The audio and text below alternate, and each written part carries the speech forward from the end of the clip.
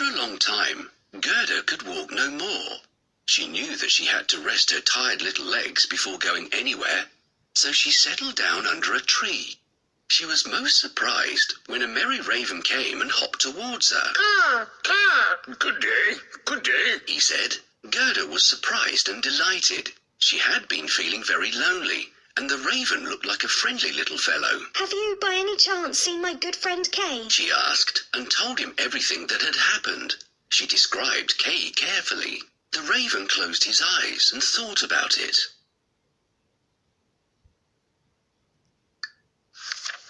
You know what? I might have seen your friend, he said. Gerda stood up in joy.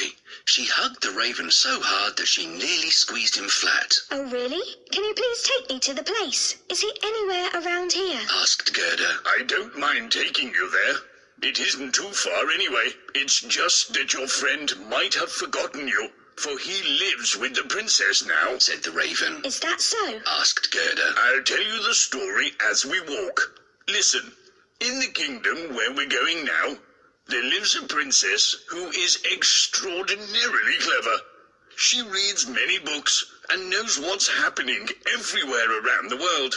She decided to marry, and there was only one thing she wanted. What? Asked Gerda out of curiosity. She invited everyone to come and speak with her. She promised to choose the one who'd talk boldly and wisely with her, and feel at home in her presence, said the raven. Did Kay come to the palace? She asked. I saw a little person walk boldly through the palace, and he didn't even have a horse. He had long hair and wore shabby clothes, said the raven. I also remember that his boots creaked loudly when he walked. Oh, it must be Kay, there's no doubt, cried Gerda in delight. I remember he had his creaky boots on when we went to play with his sled that day. From what I heard, he didn't come to woo the princess. He merely wanted to speak to her and gain wisdom.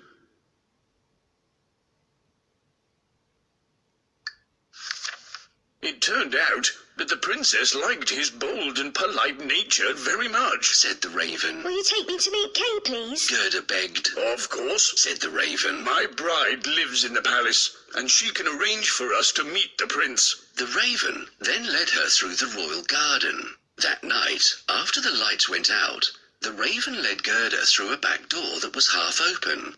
Another raven was waiting for them there. What a pleasure to meet you, said the second raven. Come, let's go up these stairs and head to the royal chamber where the prince rests. A single lamp was burning in the chamber, and Gerda saw the prince lying in his bed. Oh, Kay, how I've missed you, Gerda said in a loud whisper. The prince heard her and turned around. Gerda was surprised and dismayed to see that it was not Kay after all. By this time, the princess had also woken up. Who are you, little girl, and what are you doing here? Asked the princess. Gerda sat down and told them her story. She wiped her eyes and sniffed loudly. The prince and princess felt very sorry for her. They praised the ravens for helping Gerda, but gently told them that they should never raise false hopes without being sure. You can sleep here for the night, the prince said. I'll arrange for a fine horse and carriage to take you to meet your friend, the princess offered. And I see that you are badly in need of a pair of shoes. You shall have those too. Gerda bowed and thanked them for their generosity. The next day, Gerda was dressed in the finest clothes. The princess sent her off in a splendid horse and carriage with a coachman, footman, and outriders. Gerda waved and thanked them both and the ravens for everything they'd done for her. The prince and the princess wished her success, and the ravens flew along with her as long as they could manage, then finally bid her farewell.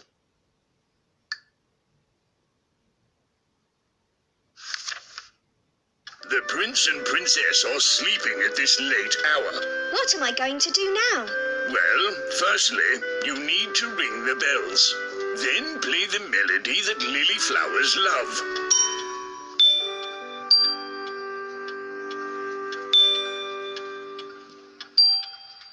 Try again. Try again.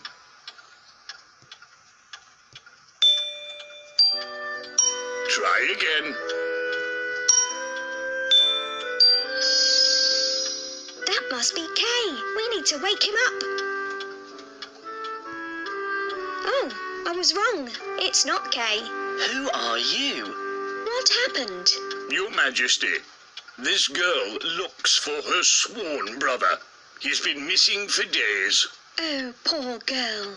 You are probably freezing. Do not worry, we will help you. Let's get a warm outfit for you.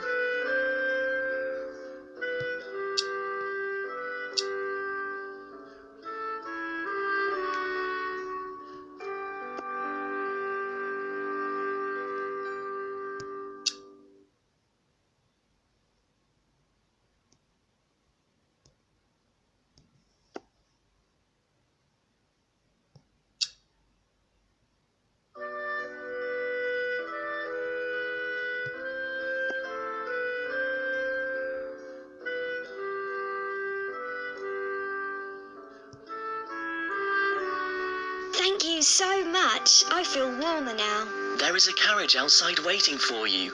Have a good trip.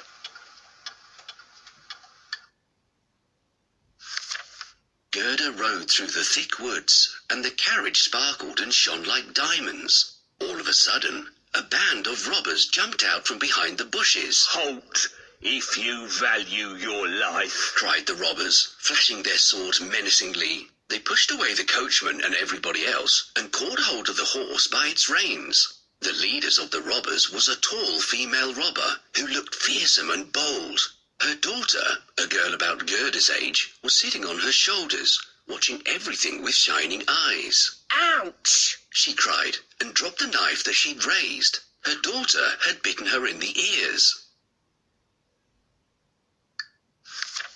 You will not harm the little girl, Said the daughter. She will stay in our castle and play with me. After they'd looted everything, the female robber and the robber maiden got into their carriage. They made Gerda get inside as well. They rode for a long time through the thick woods. The robber maiden took Gerda's warm woolen muff for herself. Then she hugged Gerda and said, Nobody will harm you as long as we're friends. But if you dare to refuse to be my friend, I'll push you off the carriage. It seemed like they'd been riding forever, but the carriage finally stopped in front of an old and crumbling castle. It was riddled with many pigeonholes and looked so ramshackle that Gerda was afraid that it would fall down. The robber maiden led Gerda straight to her room, which had carpets and straw beds in the corner. You shall spend the night with me and my little friends, Said the robber maiden, pointing to the pigeons. Gerda noticed that there were about 100 pigeons, and all of them were fast asleep. In a corner stood a reindeer. He had a copper ring around his neck. Meet my pet, Said the robber maiden, pointing to the reindeer. After they'd had a meal and settled down to sleep, the robber maiden says, Now tell me, what brought you here to the dark woods all alone?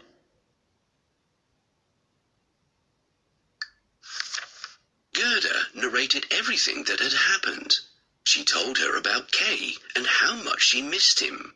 The robber maiden listened, but soon she grew drowsy and slept. She kept her hand over Gerda while she slept. The robber maiden was snoring loudly, but Gerda was wide awake. Suddenly, the pigeons called out to her. Oh, we've seen the boy. We've seen him travel in a sledge pulled by a white carriage. They said. It belongs to the Snow Queen. Do you know where they are headed? Gerda asked, hopefully. The Snow Queen has gone to Lapland, where there is ice and snow everywhere. Ask the reindeer. He knows the place well. Said the pigeons. Of course I know the place. Said the reindeer. It's a glorious place, and it is beautiful. The Snow Queen has her summer tent there, but she doesn't live there. She lives in the icy cold North Pole. Oh, poor Kay. He'll be taken there unless we rescue him soon. Said Gerda, and slept with a heavy heart. In the morning, she told the robber maiden about what the pigeons and the reindeer had told her. If you want to see your friend so badly, I'll help you. The robber maiden said gruffly. We'll have to be quick, because if my mother wakes up, you'll never be able to escape. Oh, thank you so much, Said Gerda. The robber maiden looked straight at the reindeer and asked, If I set you free, Will you take this little girl safely to Lapland? The reindeer nodded and jumped in delight. She didn't waste any time. She threw the door open and lifted Gerda onto the reindeer's back. Here, have these woolen gloves, for you'll need them, she said, stuffing a pair of gloves into Gerda's hands. I want the woolen muff for myself, but these will do for you. She then untied the rope, and the reindeer bounded out of the room quickly. The reindeer leapt through bushes and crossed the moors fast as he could. Before long, they were in Lapland.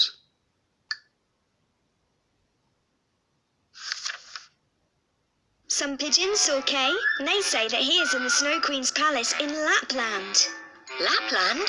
Reindeer, do you know where that is? Of course. I was born there.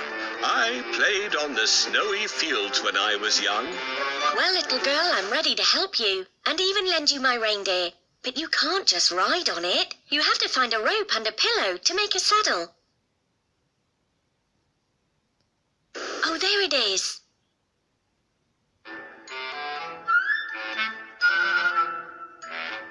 The saddle is ready. Also, don't forget to take a bridle.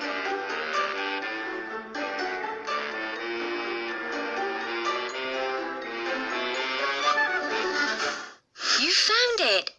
Take the woolen boots and mittens. You got it.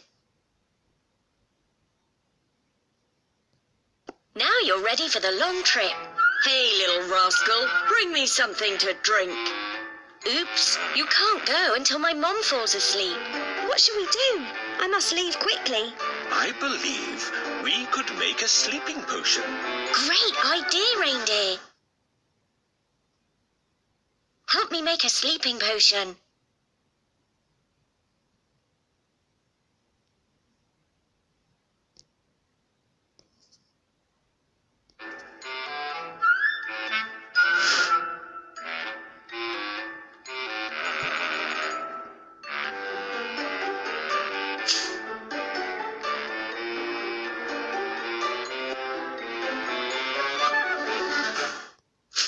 It's almost ready. Let's dilute it.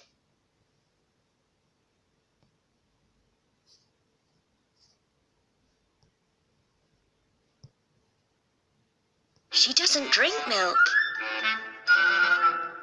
She doesn't drink milk. Yes, ale is what we need. Now we have to stir it.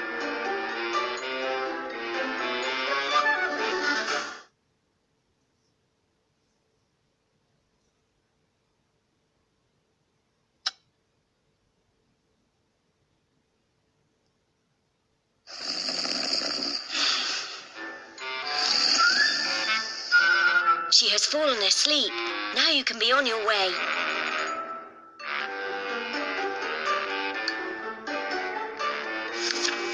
The reindeer ran on and on until he was exhausted and finally stopped before a little house. In that house, there lived an old Lapland woman. When she saw how cold and tired they looked, she immediately invited them inside. Why is a little girl riding all by herself on a reindeer? She asked. Gerda was too weak to answer, so the reindeer told her everything. Oh, you poor thing. The Lapland woman said with pity. Didn't you know that the Snow Queen has left for Finland? That's where her country house is, and you have a long way to go. At least another 100 miles. Gerda looked very crestfallen, and the Lapland woman said kindly, Don't fret, little one. My good friend lives in Finland. I'll give you a letter explaining everything, and she will be glad to help you. But first, warm yourself and have something to eat. Gerda warmed herself by the fire and ate well. The Lapland woman wrote something on a dried fish and gave it to her. Then the woman lifted Gerda back onto the reindeer's back and tied her on safely, and the reindeer took off at once. Before long, they were trotting through Finland, and soon they found the friend's house. The house had no door, but a large chimney, so they knocked at the chimney. When the Finland woman opened the door, they were greeted by a blast of heat. It was very warm inside, and Gerda soon had beads of sweat on her forehead. The Finland woman was dressed in light clothes, and she made Gerda remove all her layers as well.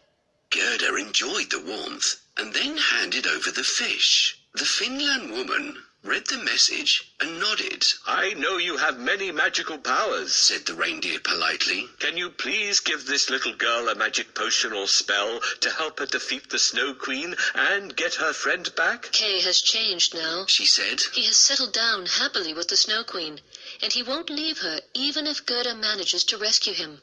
The reason is that he has splinters from an evil mirror in his heart and eye. Gerda has all the powers she needs to defeat the Snow Queen and rescue Kay. If she can't do something by herself, there's very little we can do to help her. The Finland woman told them that they had to hurry. She lifted Gerda back onto the reindeer and tied her up. She was in such a hurry, and Gerda was wearing neither her boots nor her gloves. But the reindeer didn't want to stop.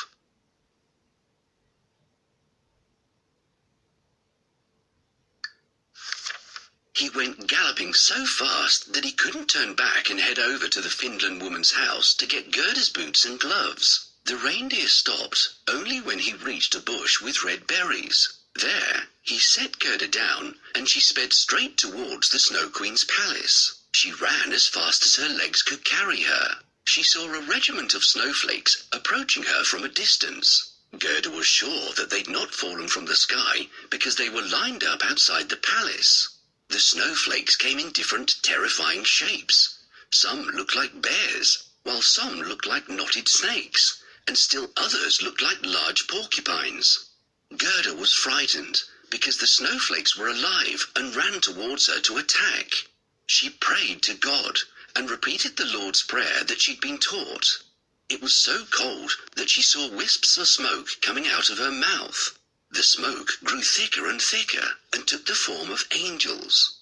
The angels had spears and shields in their hands, and by the time she'd finished saying the prayer, there was a legion of angels all around her. The angels thrust their spears at the snowflakes. The snowflakes shattered into 1,000 pieces.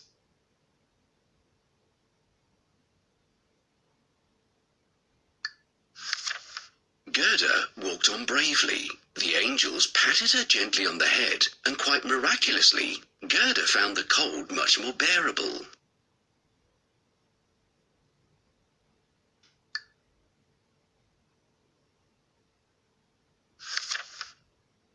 Hello, travelers. What brings you here? This girl is looking for her brother. The Snow Queen took him to her palace. We need to find that palace. Oh, then you need to get to Finnmark. I'll give you the message that you can take to the Finland woman. She lives around that part of town. She will tell you to reach your destination. But what can I use to write the message? I don't have any paper. Excellent. This is what I need. While I'm writing the message, can you help me cook this fish?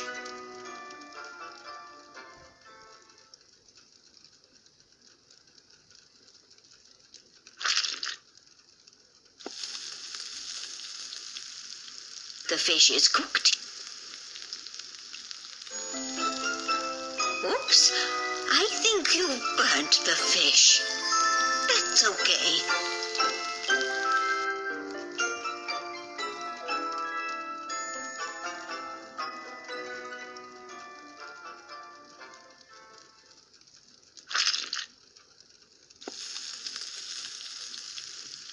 The fish is cooked.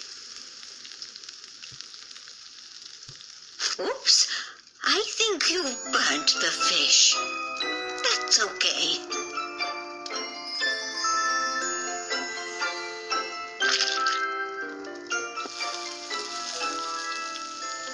The fish is cooked. Well, the message is ready. You should be on your way now. Thank you so much. We have to find the Finland woman quickly. I almost fell on the icy ground. Be careful. Be careful.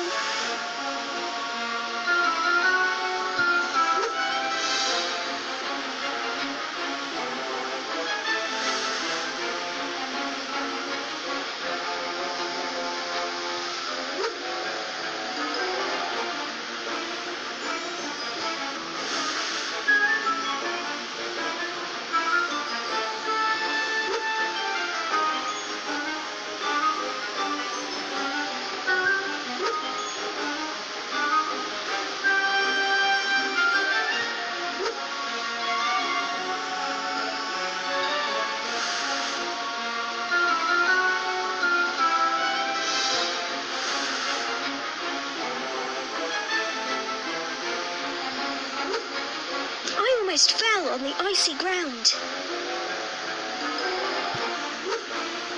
Hooray, we're here! The Lapland woman said that we should give you this message. Well, let me see the message. All right, I think I know what to do. If you want to rescue Kay, what you need to do is remove the broken pieces of glass from his heart and eyes. Otherwise, he won't remember you. You are a very wise woman. Could you please give a magic potion or spell to this little girl to help her defeat the Snow Queen? She already has a great power. She traveled halfway around the world. People and animals are eager to help her. Her greatest power is her big, kind heart. This power alone can rescue Kay. There is no need for any other spell or potion. All right, but what should we do next? Go to the Snow Queen's garden right away. There's no time to lose. It's not far from here. Ride directly to the north. All right. Thank you very much.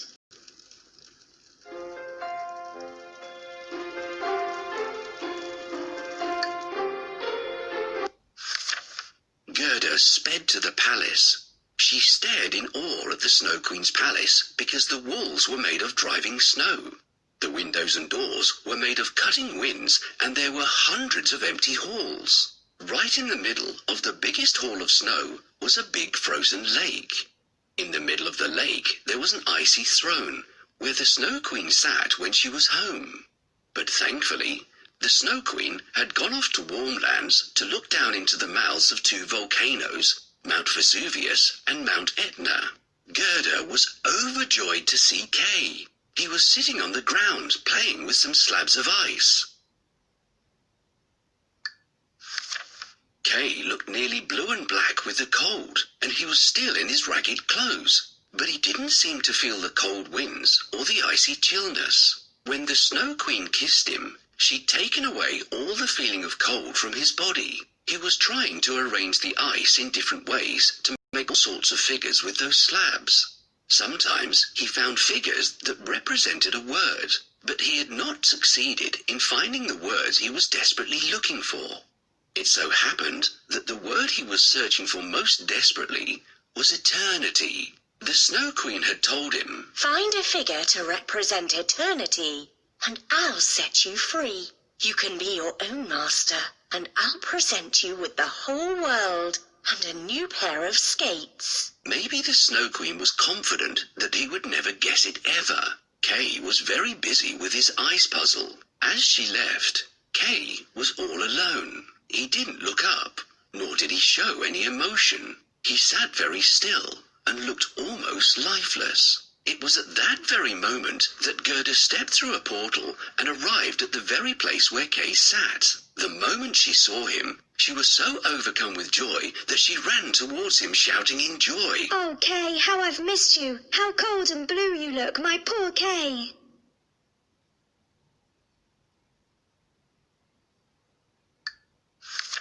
She embraced him and cried in joy. I found you at last, and all my efforts didn't go in vain. Kay sat quite still, numb and cold with all the time he'd spent in the icy palace.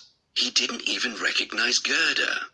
Overcome by emotion and joy, Gerda wept over his shoulders, and as she cried her heart out, the hot tears rolled out of her cheeks and plopped onto his chest. Her pure tears melted away the splinter that had been struck in his heart for such a long time.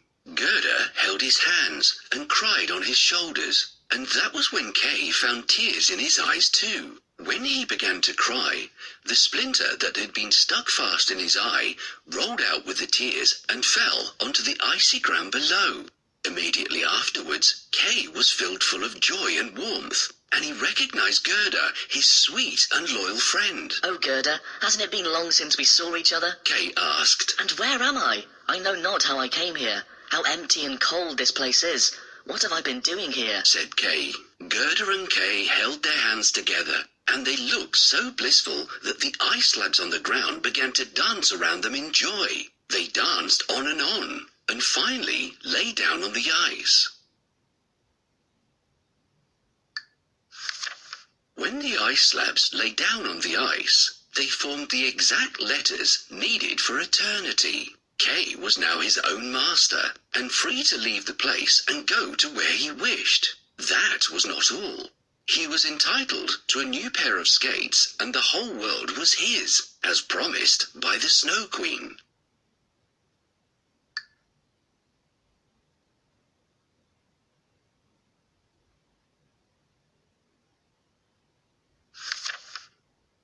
This is the gateway to the Snow Queen's throne room. Can you please help me to open it?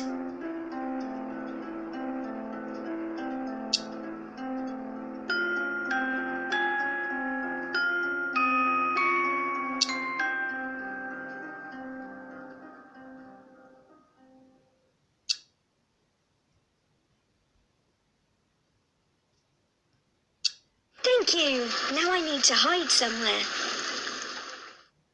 Well, boy, did you manage to assemble the symbol of eternity? No matter how hard I try, I can't do it. Well, if you're able to do it, I'll give you the whole world and a new pair of skates. I'll be leaving you for now and fly to warmer places. All right. My dear Kay, I finally found you. He doesn't recognize me. What should I do so that he can remember me?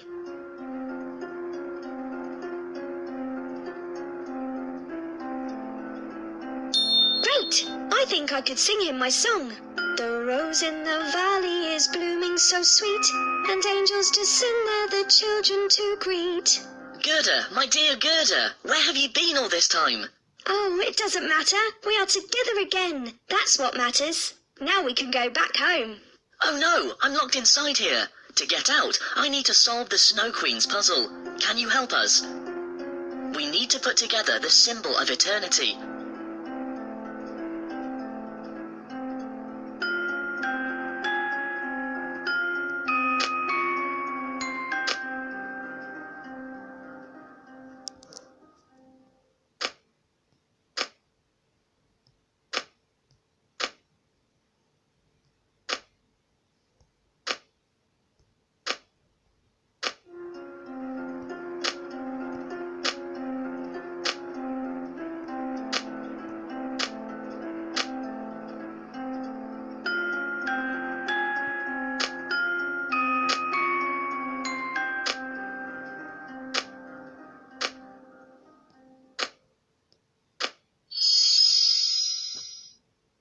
Now we can go home.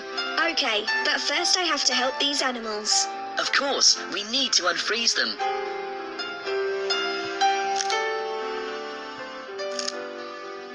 This is it! Finally, we can go home.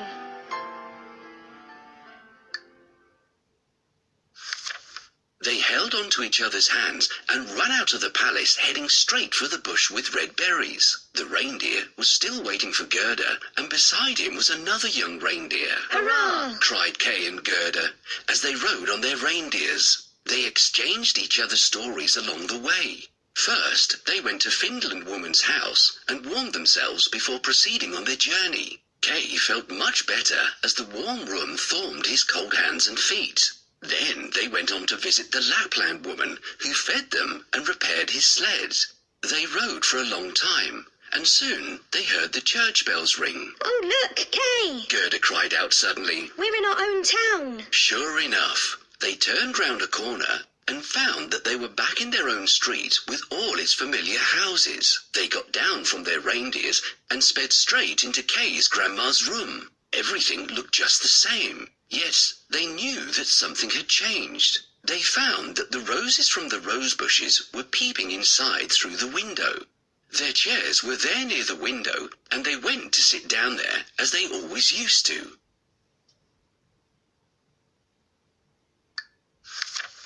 And Kay and Gerda looked in each other's eyes, and all at once they understood the old hymn. The rose in the valley is blooming so sweet, and angels descend there the children to greet. There they sat, as two grown-up persons.